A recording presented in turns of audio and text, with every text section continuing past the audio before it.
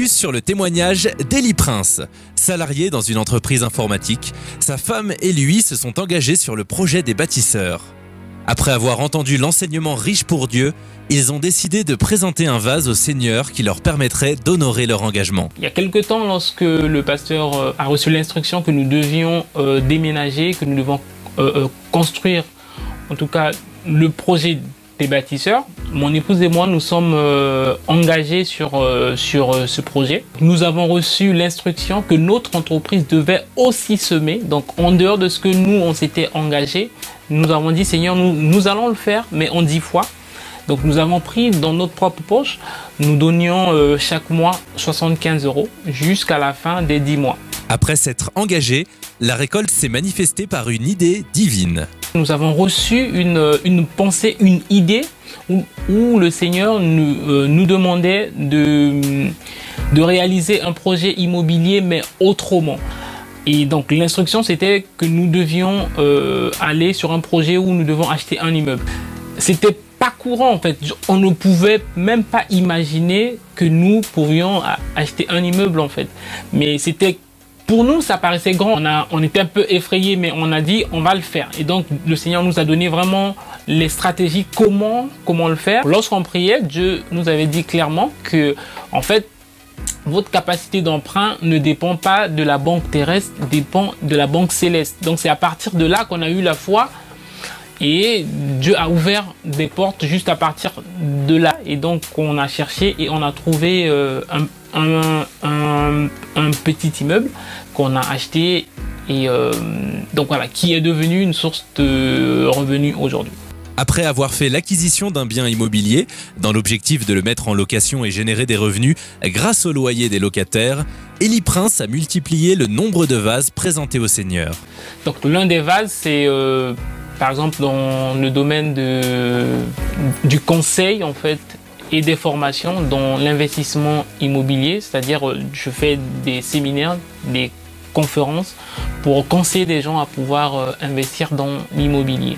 La première fois que j'ai organisé un séminaire, je pense qu'on était 13 personnes seulement.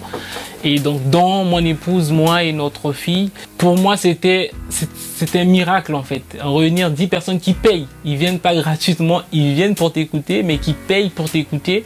Pour moi, c'était un miracle en fait. J'étais vraiment reconnaissant à Dieu. Quand je suis rentré, j'ai dit waouh, Seigneur, merci. À l'issue de ce temps investi et de ces vases présentés, le miracle devient manifeste. À partir de là, la formation qui réunissait 10 à 15 personnes au début, au bout de 12 mois, on s'est retrouvé à des salles où il y avait une centaine de personnes. Donc, nous sommes convaincus qu'à partir de toutes ces semences, Dieu a vraiment amplifié cette activité.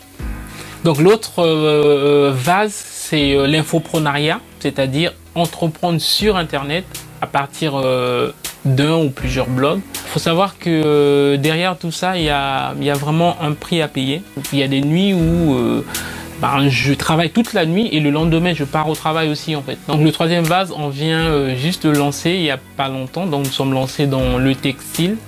Nous avons décidé de créer une marque de vêtements qui s'appelle Une vie d'exception, c'est-à-dire une vie qui révèle Christ en fait.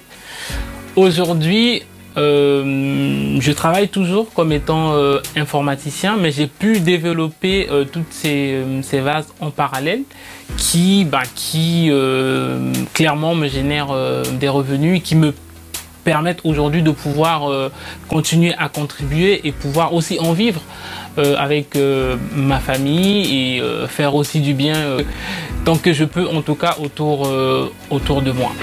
Grâce à son obéissance, Élie Prince et sa famille ont vu leur vie transformée.